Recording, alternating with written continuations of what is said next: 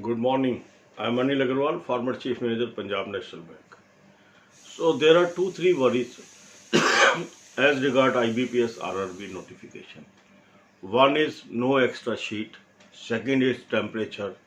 Third is zero vacancy in our state.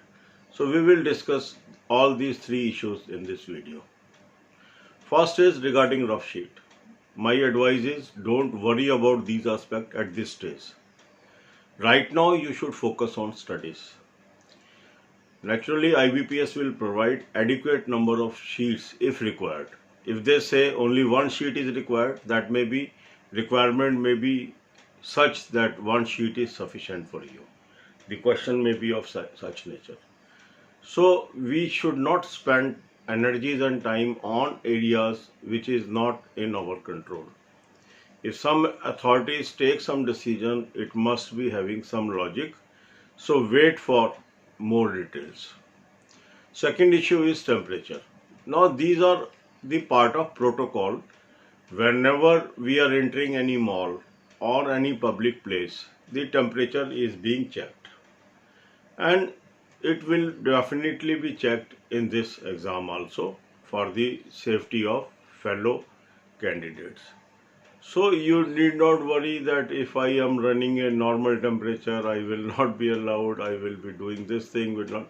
These are all hypothetical things. My advice is we should not waste our energies on hypothetical things. We should always think positive that you will be free from any temperature at the time of examination. And whenever the situation will arise, you can see what is to be done. But why to worry in such advance and waste your energies on such things and losing your chance of selection? The third area is zero vacancies and no vacancy in your particular area. Now this is a very tricky issue. Some people say I should apply, vacancies may come later on. Some people say it will not come. So this is very tricky issue. So here a decision is to be taken by yourself. My simple take is if you are applying for another state, you should be mentally ready to work in that state throughout your life, because in RRBs there is no system of interstate transfer because they are not located outside state. That is the logic. But if you say, sir, in my state there is a zero vacancy, in another state there is 200 vacancies, why should not I apply for 200 state? It is your choice. If you are willing to work in another state and you are comfortable, you can apply. So this is your choice. My suggestion is based on my experience with the candidates. They get selection in other states and then they become restless after a few months because it is difficult to sustain in rural areas in other states. Rest is your choice.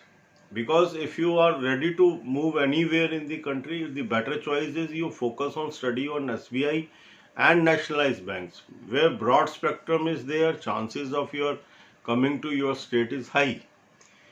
But in RRB, if you are focusing, that means you are deciding to work in a particular district or particular state. Because RRB is an advantage posting if you are getting in your district or in your state. Otherwise, this is a very disadvantaged sort of an organization where you don't have access to your own state. So this is your choice. Sometimes person is unemployed, he wants to work anywhere in the country. I have seen people, they are in Delhi, they want to fill the from Tripura. It is your choice. I cannot say don't go anywhere in the country. If you are willing, you want to work, you want to serve anywhere in the country, you are free. अब यही बातें हम हिंदी में करेंगे.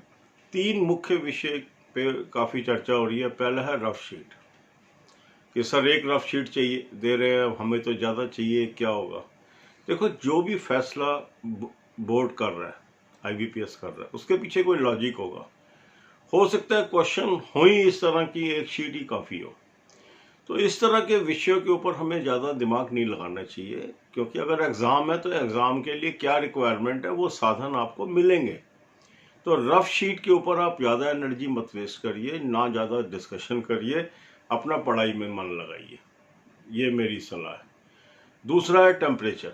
जो temperature का protocol है वो तो हमारा प्रोटोकॉल है कोविड का। अगर उस समय तक कोविड चलता रहता है तो कोविड प्रोटोकॉल तो लागू हो गई होगा। आज हमें किसी मॉल में एंट्री करनी है तो भी टेम्परेचर चेक होता है, किसी शोरूम में हमें एंट्री करनी है तो भी चेक होता है। तो पब्लिक प्लेस पे जाना है तो फेलो लोगों की सेफ्टी के लिए ये होना ही होना है। तो हम ये नेगेटिव विचार क्यों ला रहे हैं कि अगर मुझे नॉर्मल टेम्परेचर भी हो गया तो मुझे बैठने नहीं देंगे, ऐसा क्यों सोच रहे हैं हम? इस तरह के विचार हमें नहीं लाने चाहिए। और देखो उस दिन क्या होता है। अभी से चिंता ना करो, अभी आपके हाथ में है पढ़ाई करना, उस पर फोकस करो। तीसरा विषय जो अधिकतर डिस्कस हो रहा है कि सर मेरे स्टेट में 0 वैकेंसीज हैं, एनआर है, मुझे क्या करना चाहिए? ये हर व्यक्ति को खुद सोचना है। देखो आरआरबी की जो स्थिति है वो बड़ी अलग है। आरआरबी डिस्ट्रिक्ट स्पेसिफिक या स्टेट स्पेसिफिक बैंक्स है। यदि आप फैसला करते हो कि मैंने अगले दूसरे स्टेट में अप्लाई करना है तो आपको साइकोलॉजिकली ये तैयार रहना है कि आप उसी स्टेट में रहेंगे पूरे जीवन भर, अगर वहाँ जॉब कर रहे हैं और उस ऑर्गेनाइजेशन को नहीं छोड़ते हैं। तो क्या आप ये निभा पाएंगे? क्या आप इसके लिए मेंटली तैयार हैं? या आपको बड़े एग्जाम्स की तैयारी करनी चाहिए, जैसे एसबीआई पीओ है, आईबीपीएस पीओ, आईबीपीएस क्लर्क है, जहां आप कभी ना कभी अपने स्टेट में आने की सोच सकते हैं।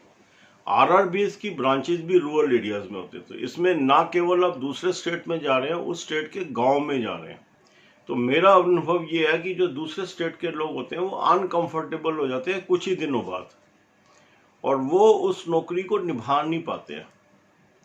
हम एफर्ट करके एक चीज़ ले भी लें और उसको निभा ना पाएं तो भी हमारे लिए परेशानी का विषय है। तो इसीलिए मैंने कुछ वीडियोस में कहा है कि अपने होम स्टेट से हमें अप्लाई करना चाहिए। पर कुछ लोग ऐसे हैं जो बेरोजगार हैं, उनको ये कहीं भी नौकरी मिल जाए हम कंफर्टेबल हैं। अब एक सब्सक्राइबर है, उसने कहा सर मैं दिल्ली का हूँ, मैं त्रिपुरा से अप्लाई करना चाहता हूँ। ये तो आपकी चॉइस है।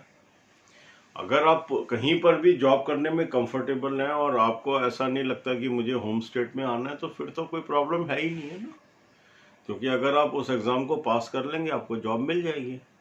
तो ये विषय के ऊपर किसी की गाइडेंस से हम नहीं चल सकते। मान लो मैं एक गाइडेंस देता हूँ आपको, सर आपने ऐसा कह दिया, हमने अप्लाई कर दिया, हमें ये हो जाएगा, हमें वो हो जाएगा, ये इन चीज़ों में कुछ नहीं रखा। ये आपको खुद विषय वस्तु है, खुद फैसला करना है। गाइडेंस का मकसद ये होता है कि आपको एक जो ब्रॉडर पिक्चर है दुनिया की वो दिखा देना।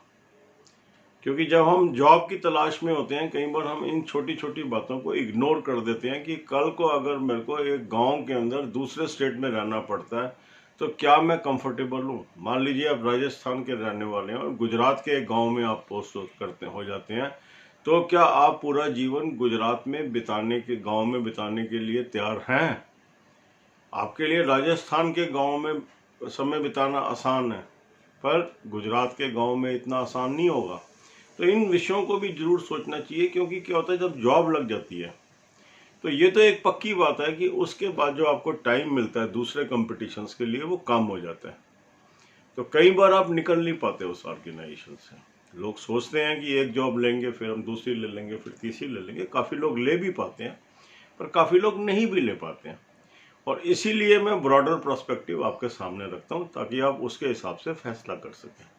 फैसला आपको करना है। ये आप नहीं कह सकते कि आपने ऐसा किया या ऐसा मेरे साथ हो गया। ये तो आपको फैसला करना है। आपको एक ब्रॉडर पिक्चर देना हमारा काम है। God bless you all.